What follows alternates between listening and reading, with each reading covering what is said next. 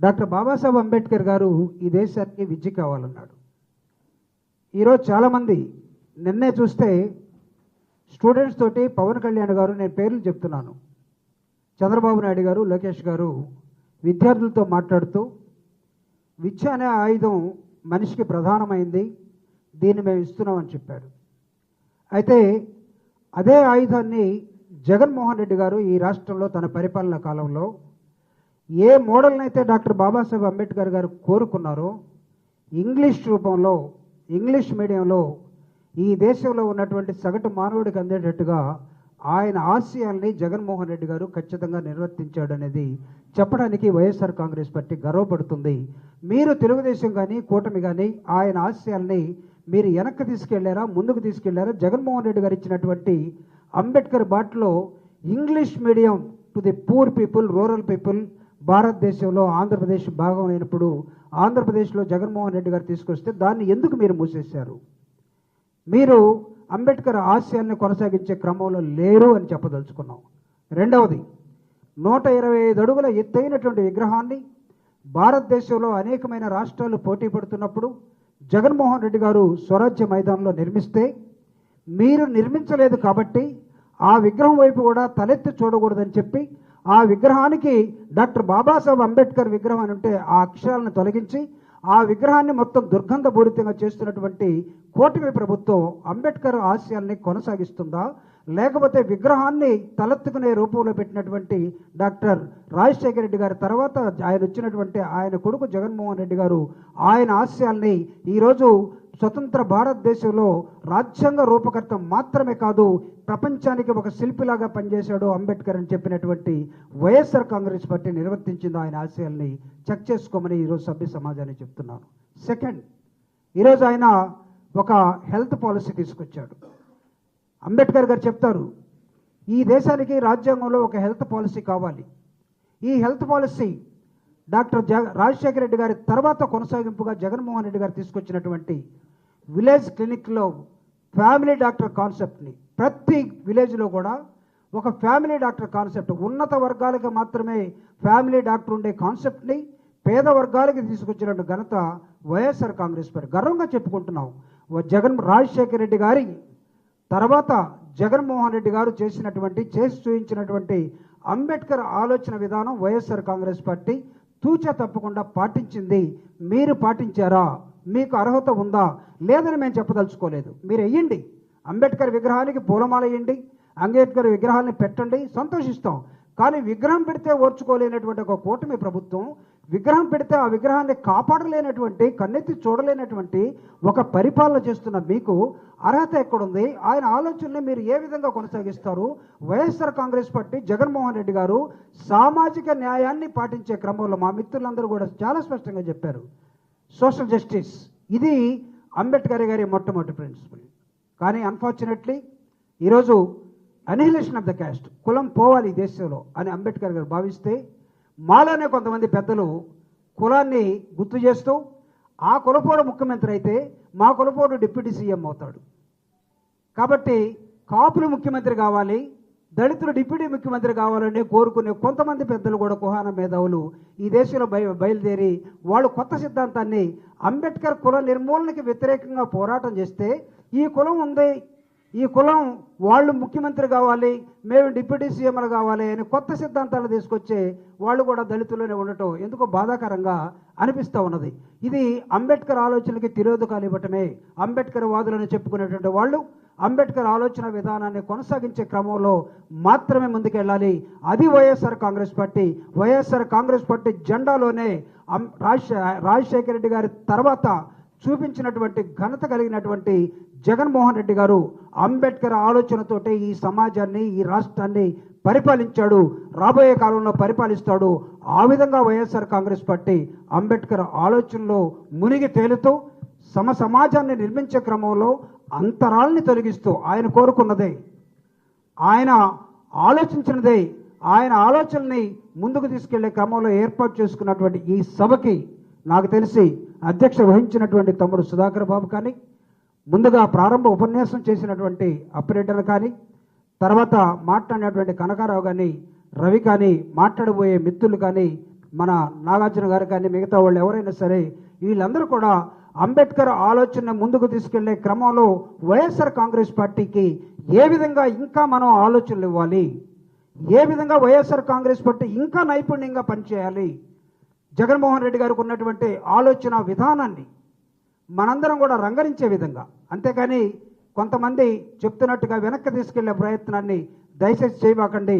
అంబేద్కర్ గారు చెప్పినటువంటి లాస్ట్ పదాన్ని మీ ముందు ఉంచి నా ఉపన్యాసాన్ని ముగిస్తాను. ఈ రథాన్ని లాగగలిగితే ముందుకు లాగండి, అంతేగాని దయచేసి వెనక్కి మాత్రం నెట్టద్దు.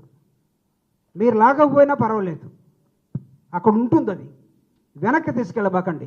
కాపులు ముఖ్యమంత్రి కావాలి, దళితులు డిప్యూటీ ముఖ్యమంత్రి కావాలి. రాజ్యాధికారం ఎక్కడ? Political power is the master key. This is the slogan wherein doctor Babasaheb Ambedkar has given. ఆ క్రమంలోనే జగన్మోహన్ రెడ్డి గారు ఆలోచన ముందుకు సాగుతూ ఉంది. అవసరమైతే ఎంతమందిని డిప్యూటీ సీఎంలు చేశాడు, అవసరమైతే ఎంతమందిని రాజ్యాధికారంలో తీసుకెళ్లాడు. ఈ క్రమాన్ని మర్చిపోయి మనందరం కూడా వెనక్కి ఆయన ఇచ్చినటువంటి పెట్టినటువంటి చేసినటువంటి రథాన్ని ముందుకు మాత్రమే నెట్టాలి, కానీ వెనక్కి తీసుకెళ్లే కార్యక్రమాన్ని చేయొద్దని నిజమైనటువంటి అంబేద్కర్ వాది జగన్మోహన్ రెడ్డి గారు మాత్రమే ఆంధ్రప్రదేశ్లో. గుర్తుంచుకోండి, నిజమైనటువంటి అంబేద్కర్ ఆలోచన విధానాన్ని ఈ దేశంలో ఎవరు ముందుకు తీసుకెళ్తారో వాళ్ళే అంబేద్కర్ వాది. వాళ్ళు దళితులు కావచ్చు, దళితేతరులు కావచ్చు, అగ్రవర్ణాలు కావచ్చు. అంబేద్కర్ ఒక ఆలోచన విధానాన్ని కొనసాగించే నాయకుడే అంబేద్కర్ వాది అవుతాడు. ఆ క్రమంలో జగన్మోహన్ రెడ్డి గారు ఈ రాష్ట్రంలో ఆయన దళితులు కానప్పుడు కూడా ఆయన ప్రముఖ అంబేద్కర్ వాది అవుతున్నాడని ఆయన ఆలోచనలకి పదును పెట్టే క్రమంలో మనందరం కూడా ఉపయోగపడాలని, ఆ విధంగా ఈ సమాజాన్ని, ఈ ప్రభుత్వాల్ని పేద ప్రజలకి పెరిగి తీసుకొచ్చి పాలసీల ద్వారా అట్టడుగు వర్గాల్ని పైకి తీసుకొచ్చే క్రమంలో ఈ వర్ధంతి జరుపుతున్న సందర్భాన్ని గుర్తు చేసుకోవాలని, డాక్టర్ బాబాసాహెబ్ అంబేద్కర్ ఆలోచన విధానం వర్ధిల్లాలని కోరుతూ, తగ్గ మహామనీషి, భారతదేశానికి దశ దిశ అనేది ఒక రూపకర్తగా, భారతదేశం విచ్ఛిన్నం కాకుండా ఇప్పటికీ ప్రజలు గుండె మీద చేసుకుని బ్రతకటానికి ఆస్కారం కల్పించినటువంటి మహనీయుని యొక్క 69వ వర్ధంతిని వైఎస్ఆర్ కాంగ్రెస్ పార్టీ బృహస్కంధాల మీద వేసుకొని ఈరోజు కార్యక్రమాన్ని ఏర్పాటు చేయటం, ఆ మహనీయునికి ఘనమైన నివాళులు అర్పించడం అనేది అదృష్టంగా భావిస్తూ, ఆనాడు అస్పృశ్యత, అంటరానితనం మొలకి ముంతా తాటాకు కట్టి నడిచే పరిస్థితి నుంచి ఈరోజు మాకు హక్కులున్నాయి, మాకు చట్టాలున్నాయి, మాకు రిజర్వేషన్స్ ఉన్నాయి, మేము ధైర్యంగా అన్ని కులాలతో సమానంగా బ్రతకటానికి అవకాశాలున్నాయని చెప్పటానికి ఆస్కారం కల్పించినటువంటి మహనీయుని యొక్క వర్ధంతి. ఆయన రూపకల్పినటువంటి రాజ్యాంగ వ్యవస్థ భారతదేశంలో పేద ప్రజల యొక్క గుండె చప్పుడుగా ఉంటే, ఏ ప్రభుత్వం వచ్చినా, ఏ ప్రభుత్వ అధినాయకుడైనా ఆ రాజ్యాంగానికి లోబడి పరిపాలన చేయాల్సిన పరిస్థితులున్నాయి. దానిని ఒక వేదంగా తీసుకొని పరిపాలన చేయాల్సిన పరిస్థితులున్నాయి. ఆ కోణంలోనే ప్రభుత్వాలు పనిచేయాల్సిన పరిస్థితి ఉంటే, ఆంధ్రప్రదేశ్లో మున్నెన్నడూ లేని విధంగా ఒకప్పుడు చట్టాలు ఈ రాష్ట్రంలో అపహాస్యమవుతా ఉన్నాయి. ఈ రాష్ట్ర చరిత్రలో రాజ్యాంగాన్ని అపహాస్యం చేసిన వ్యక్తి ఎవరైనా ఉన్నాడంటే చంద్రబాబు నాయుడే. ఎందుకంటే బాబాసాహెబ్ రాసిన రాజ్యాంగాన్ని రెడ్ బుక్ రాజ్యాంగం అని చెప్పే చరిత్ర తెచ్చినటువంటి సంస్కృతి ఈ రాష్ట్రంలో తీసుకొచ్చినటువంటి వ్యక్తి చంద్రబాబు నాయుడు కాదా? చంద్రబాబు నాయుడు గారి కుమారుడు కాదా? ఈ రాష్ట్రంలో రెడ్ బుక్ రాజ్యాంగం అంటే ఏంటి? రాజ్యాంగాన్ని ఎందుకు పేరు మారుస్తా ఉన్నారు, ఆ పరిపాలన చేస్తా ఉన్నారు, ఆ చట్టాలను అపహాస్యం చేస్తా ఉన్నాడు. నేషనల్ క్రైమ్ రికార్డ్స్ బ్యూరో వాళ్ళు ఎన్సీఆర్బి రిపోర్ట్స్ ఆంధ్రప్రదేశ్లో హత్యలు, ఆత్మహత్యలు, దాడులు, అఘాయిత్యాలు, అమానుషాలు పెట్టరేగిపోతా ఉన్నాయి. దేశంలోనే 1-2 స్థానాల్లోకి వెళ్ళిపోయింది అని చెప్తే అంబేద్కర్ గారి రాజ్యాంగం అపహాస్యమైంది కాదా అని అడుగుతా ఉన్నా. మీకు చేతగాని తరం కాదా అని అడుగుతా ఉన్నాం. ఎందుకు ఆలోచిస్తలేదు?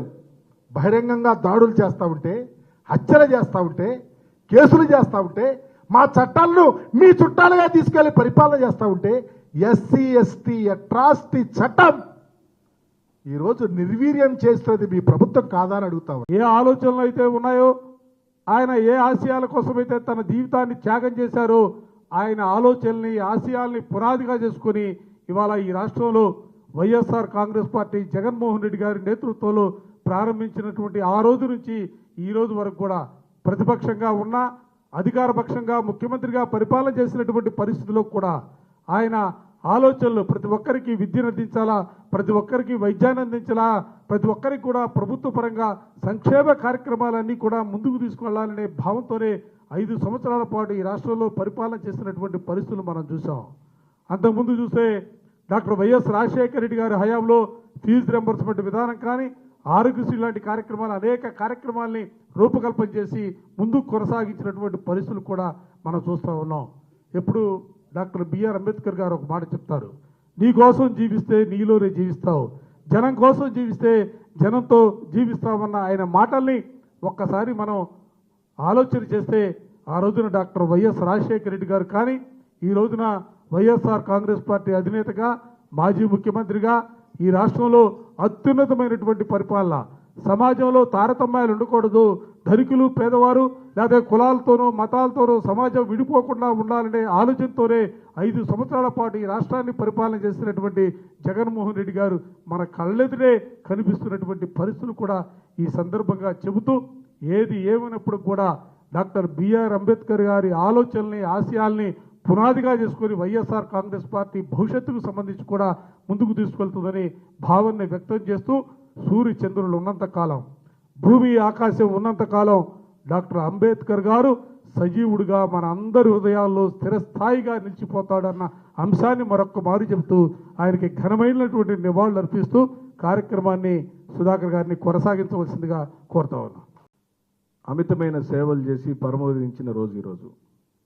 ఈ సందర్భంగా ఆంధ్ర రాష్ట్ర మాజీ ముఖ్యమంత్రి వర్యులు వైఎస్ఆర్ కాంగ్రెస్ పార్టీ అధ్యక్షులు శ్రీ వైఎస్ జగన్మోహన్ రెడ్డి గారి యొక్క నాయకత్వంలో కేంద్ర కార్యాలయంలో వారికి నివాళులిచ్చే కార్యక్రమం. ఈ కార్యక్రమానికి విచ్చేసిన మాజీ మంత్రులకు, ఎమ్మెల్యేలకు, మాజీ ఎమ్మెల్యేలకు, వైఎస్ఆర్ కాంగ్రెస్ పార్టీ వివిధ విభాగాల్లో పనిచేస్తున్న ప్రతి ఒక్కరికి స్వాగతం, నమస్కారం. ఈరోజు మన కార్యాలయంలో వారికి నివాళులు అర్పించడం అని అంటే, వారు చేసిన సేవలను స్వీకరిస్తూ, వారు చూపించిన మార్గాన్ని అనుసరిస్తూ, వారు ఏ సిద్ధాంతాల్ని నమ్మారో, భారతదేశంలో కులం ఉండకూడదు, కులాల పేరుతో విభజన ఉండకూడదు, మతం పేరుతో విభజన ఉండకూడదు, ప్రాంతాల పేరుతో విభజన ఉండకూడదు, అందరికీ సమానమైన హక్కులు ఉండాలని ఆయన రచించిన రాజ్యాంగంలో అనేకమైన హక్కులు కల్పించాడు ఈ సమాజంలో. దానిలో ప్రధానంగా విద్యా హక్కు. ప్రతి ఒక్కరికి విద్య అందించాలి, ఈ సమాజంలో ఉన్న ప్రతి ఒక్కరూ సమానంగా చదువుకోవాలి, అందరికీ ఆరోగ్యం ఉండాలి, మరి ముఖ్యంగా స్త్రీకి విద్య ఉండాలని బహుముఖ పోరాటం చేసిన గొప్ప మహా నాయకుడు శ్రీ బాబాసాహెబ్ అంబేద్కర్. అంబేద్కర్ గారిని ఓ సమాజానికో, ఓ కులానికో, ఓ ప్రాంతానికో చూడకూడదు. ఆయన ఓ మహానాయకుడు, భారతదేశం కన్నా ఒక మహనీయుడు, మహాపుత్రుడు. అలాంటి వారిని స్మరించుకోవటం అంటే మనల్ని మనం సంస్కరించుకోవటం. ఈ రోజున ఈ రాష్ట్రంలో గతంలో 2019 నుంచి 25 మధ్య కాలంలో స్వర్గీయ రాజశేఖర రెడ్డి గారు కుమారుడు పరిపాలించిన విధానానికి, నారా చంద్రబాబు నాయుడు పరిపాలిస్తున్న విధానానికి ఈ రోజున మేము ఈ సభావేదికగా ఎన్ని అవమానాలకు గురవుతున్నామో, ఎంత అణిచివేతకు గురవుతున్నామో, భయంకరమైన మానసిక వ్యధకు గురవుతున్నామో ఈ సందర్భంగా మేము చెప్పుకోవాలి. ఓ పక్కన గతంలో ముఖ్యమంత్రిగా పనిచేసిన జగన్మోహన్ రెడ్డి గారు ఈ రాష్ట్రంలోని పేదవాళ్ళందరూ చదువుకోవాలని, మరి ముఖ్యంగా దళిత బలహీన వర్గాలు చదువుకోవాలని, మైనార్టీలు చదువుకోవాలని, అగ్రవర్ణాల్లోని పేదవాళ్ళు చదువుకోవాలని విద్యని అందరినీ ద్రాక్షగా చేసిన చంద్రబాబు నాయుడుకు ఓ సరైన సమాధానం చెప్పాడు. అందరికీ సమానమైన విద్య ఉండాలని పోరాటం చేశాడు. అందుకే నాడు నేడు పేరుతో గ్రామాల్లోని విద్యాలయాలన్నిటిని ఆధునీకరించే కార్యక్రమం చేశాడు. ఈ రోజున ఈ దుష్ట చంద్రబాబు నాయుడు ఆ విద్యా అవకాశాన్ని అందరినీ ద్రాక్షగా చేశాడు. కేవలం నారాయణ చైతన్య కళాశాలలో చదువుకునే వాళ్ళకు మాత్రమే నాణ్యమైన విద్యను అందించేలాగా చేశాడు. ఉపాధి లేకుండా చేశాడు. మా ఆడపడుచులకు రాజ్యాంగబద్ధంగా హక్కుగా రావాల్సిన రాజ్యంలో వచ్చిన నిధుల పంపకాలలో దారుణమైన అన్యాయం చేస్తున్నాడు. ఆ రోజున 19-24 మధ్య కాలంలో మా ఆడపడుచులకు, మరి ముఖ్యంగా పేదవాళ్ళైన ఆడపడుచులకు సంపూర్ణమైన న్యాయం జరిగితే, ఆర్థిక రాజకీయ స్వావలంబన దొరికితే మేయర్లు అయ్యారు, జడ్పీ చైర్పర్సన్స్ అయ్యారు, ఎమ్మెల్యేలు అయ్యారు, ఎంపీలు అయ్యారు, రాజ్యసభ మెంబర్లు అయ్యారు. ఈ రోజున చంద్రబాబు నాయుడు రాజ్యాధికారమే పరమావధిగా మమ్మల్ని అణిచివేసే కార్యక్రమం జరుగుతుంది. ఆంధ్ర రాష్ట్రంలోనే భారతదేశంలో ఏ రాష్ట్రంలో లేని అణిచివేత, దళిత హక్కుల మీద పూర్తిగా ఉల్లంఘన జరుగుతుంది. అందుకే ఈ సందర్భంగా మేమందరం ప్రతిజ్ఞ పొందుతున్నాం. మా ప్రాథమిక హక్కులు రక్షించుకోవాలంటే, మేము మనుషులుగా గుర్తింపబడాలి అనంటే, మేము బాగా చదువుకోవాలి అనంటే, మా బిడ్డలు విదేశాలకు వెళ్ళాలంటే, మా ఒంటి నిండా కప్పుకోవడానికి బట్టలు ఉండాలంటే, ఓ ఇల్లు ఉండాలంటే, ఇంటి పట్టా ఉండాలంటే కేవలం రాజశేఖర రెడ్డి గారి కుమారుడు శ్రీ వైఎస్ జగన్మోహన్ రెడ్డి గారు మాత్రమే ఈ రాష్ట్రానికి ముఖ్యమంత్రి అవ్వాలి అని ప్రగాఢంగా ప్రతిజ్ఞ పొందుతున్నాం. మాకు మరే అవకాశం లేదు, మరి ఏ ఇతర లక్ష్యం లేదు. మమ్మల్ని తలలు పగలు కొడతాడు, పోలీస్ కేసులు పెడతాడు, బహిష్కరణ చేస్తాడు. పిఠాపురం లాంటి ప్రాంతంలో ఈ రాష్ట్రానికి ఉప ముఖ్యమంత్రిగా ఉన్న పవన్ కళ్యాణ్ యొక్క నియోజకవర్గంలో అక్కడ దళితులను సంఘ బహిష్కరణ చేస్తే ఏమైంది ప్రభుత్వం అని చెప్పి అడుగుతున్నాం. రెడ్ బుక్ రాజ్యాంగమే రాజ్యం వెళ్తుంది. బాబాసాహెబ్ అంబేద్కర్ విగ్రహాన్ని నిలువెత్తున 400 కోట్ల రూపాయలతో 306 అడుగుల ఎత్తున వైఎస్ జగన్మోహన్ రెడ్డి గారు నిర్మిస్తే దానికి కేవలం నీళ్లు పెట్టేదానికి కూడా ఈ రోజున ఈ ప్రభుత్వానికి స్పృహ లేదు. చెట్లు పెంచేదానికి స్పృహ లేదు, శుభ్రం చేసేదానికి స్పృహ లేదు, అక్కడ పనిచేసే ఉద్యోగులకు జీతాలు ఇచ్చే స్పృహ లేదు. ఇంకా పైగా స్వర్గీయ ఎన్టీఆర్ గారి విగ్రహాన్ని పెట్టాలనే ప్రయత్నం చేస్తుంది ఈ ప్రభుత్వం. మాకే అభ్యంతరం లేదు, ఎవరి విగ్రహాలైనా పెట్టుకోవచ్చు. కానీ బాబాసాహెబ్ అంబేద్కర్ విగ్రహానికన్నా పెద్దది పెట్టాలనే తలంపు చేయటం, ఇది ఏ రకంగా రాజకీయంగా సామాజికంగా చూడాలో మేమందరం ఆలోచించుకోవాల్సిన సందర్భం వచ్చింది. మీరు విగ్రహం పెట్టండి, మాకే అభ్యంతరం లేదు. కానీ ఆ విగ్రహాన్ని మాత్రం మా ప్రభుత్వం వచ్చిన తర్వాత మళ్ళీ రాజశేఖర రెడ్డి గారి కుమారుడు వైఎస్ జగన్మోహన్ రెడ్డి గారు ముఖ్యమంత్రి అయిన తర్వాత ఆయన ఇష్టపడి ప్రేమించి పెళ్లి చేసుకున్న లక్ష్మీ పార్వతి గారితో ఆ విగ్రహాన్ని పునీతలు చేస్తామని చెప్పి సందర్భంగా మేము చెబుతున్నాం.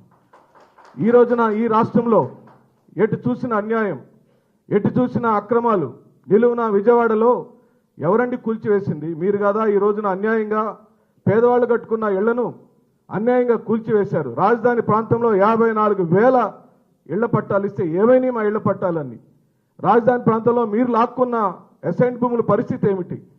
నందిగం సురేష్ లాంటి వాడిని జైల్లో ఎందుకు పెట్టారు? మాజీ మంత్రిగా ఎదిగిన మేరు నాగార్జున గారి మీద అక్రమ కేసులు ఎందుకు బనాయించారు? మొండితోక జగన్మోహన్ రెడ్డి గారి కుటుంబం మీద అక్రమ కేసులు ఎందుకు బనాయించారు? అంటే మేము మంత్రులుగా, ఎమ్మెల్యేలుగా, ఎంపీలుగా ఎదగటానికి నీకు ఇష్టం లేదు, నువ్వేం చేయలేవు.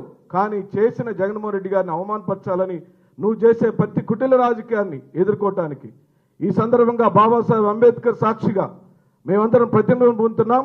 నిన్ను గద్దె దింపటమే మా లక్ష్యమని, వైఎస్ జగన్మోహన్ రెడ్డి గారిని రాష్ట్ర ముఖ్యమంత్రి చేసేదాకా దళితులు, బలహీన వర్గాలు, నిరుపేదలు, అగ్రవర్ణాల పేదలు నిద్రపోరని చెప్తూ సెలవు తీసుకుంటున్నాను. అఖండ భారతదేశంలో భారతమ్మ ముద్దుబిడ్డ డాక్టర్ బిఆర్ అంబేద్కర్ గారు విభిన్న కులాలు, ప్రాంతాలు, భాషలు, మతాలు ఉన్నటువంటి సమాజాన్ని కులాలు, మతాల పేరుతోటి వైరుధ్యం ఉండకూడదని ఒక లక్ష్యంతో భారతదేశానికి దశ దిశ రాజ్యాంగం రూపించినటువంటి మహానుభావుడు డాక్టర్ బిఆర్ అంబేద్కర్ గారు. వారికి నివాళులర్పించడం అంటే భారత రాజ్యాంగ లక్ష్యాల్ని అమలు చేయటమే సరైనటువంటి నివాళి. స్వతంత్రం వచ్చినాక ఆ భారత రాజ్యాంగ లక్ష్యాలు నెరవేరినటువంటి కాలం ఏదన్నా ఉందా అంటే అది వైఎస్ జగన్మోహన్ రెడ్డి గారి కాలంలోనే. భారత రాజ్యాంగం ఇచ్చినటువంటి ఫండమెంటల్ రైట్స్ ఏవైతే ఉన్నాయో, విద్య, వైద్యం, అదేవిధంగా అణగారిన వర్గాలకి సాధికారత, మహిళా సాధికారత, సామాజిక న్యాయం అందించేటువంటి ప్రభుత్వం ఏదైనా ఉందంటే అది వైఎస్ జగన్మోహన్ రెడ్డి గారి ప్రభుత్వం అని అర్థమవుతా ఉంది. డాక్టర్ బిఆర్ అంబేద్కర్ ఒక మాట అంటారు, రాజ్యాధికారానికి రాని జాతులు అంతరించిపోతాయని. ఈ సమాజంలో ఒక యానాది మహిళల్ని నెల్లూరు మేయర్గా చేసిన, మాలాంటి అట్టడుగు వర్గం చూసినటువంటి వాళ్ళ కార్పొరేషన్ చైర్మన్ చేసిన, 5గురిని మంత్రులుగా చేసిన, సామాన్య మామూలుగా ఎంపీ సీట్లు ఇచ్చిన డాక్టర్ బిఆర్ అంబేద్కర్ కోరుకున్నటువంటి సామాజిక లక్ష్యం అయితే ఉందో అది తూసా తప్పక ఇచ్చినటువంటి ప్రభుత్వాన్ని జగన్మోహన్ రెడ్డి గారి పాలన మనం చూసాం. ఈరోజు చూస్తూ ఉన్నాం, రాజ్యాంగానికి తూట్లో పడుస్తూ రాజ్యాంగ లక్ష్యాలను నెరవేర్చకుండా ఆయన్ని భౌతికంగా కీర్తిస్తూ ఆయన ఆశయాలు తొంగలో దొక్కే ప్రభుత్వాన్ని మనం చూస్తూ ఉన్నాం. కనీసం విగ్రహానికి నీళ్లు పెట్టలేనటువంటి ఒక దౌర్భాగ్య ప్రభుత్వాన్ని మనం చూస్తూ ఉన్నాం. దళితుల భూములు లాక్కుంటూ, దళిత మహిళలు అత్యాచారం చేస్తూ, దళితుల మీద దాడి చేసే ప్రభుత్వం ఉన్నటువంటి ఈ సమాజంలో, ఈ ప్రభుత్వంలో డాక్టర్ బిఆర్ అంబేద్కర్ గారికి నివాళులర్పించే అర్హత చంద్రబాబు నాయుడు ప్రభుత్వం లేదని చెప్పి సందర్భంగా తెలియజేస్తా ఉన్నాం. డాక్టర్ బిఆర్ అంబేద్కర్ గారు రాజ్యాంగ రూపంలో కోరుకున్నటువంటి సామాజిక లక్ష్యాలు, అణగారిన వర్గాలకు సామాజిక న్యాయం, మహిళా సాధికారత, అట్టడుగు వర్గాలకి అన్ని రకాల అవకాశాలు దొరకాలంటే మరోసారి జగన్మోహన్ రెడ్డి ప్రభుత్వం వచ్చినప్పుడు ఈ పేద వర్గాల యొక్క కళల్లో ఆనందం కనపడుద్ది. అప్పుడే డాక్టర్ బిఆర్ అంబేద్కర్ నిజమైనటువంటి నివాళులర్పిస్తామని కోరుకుంటూ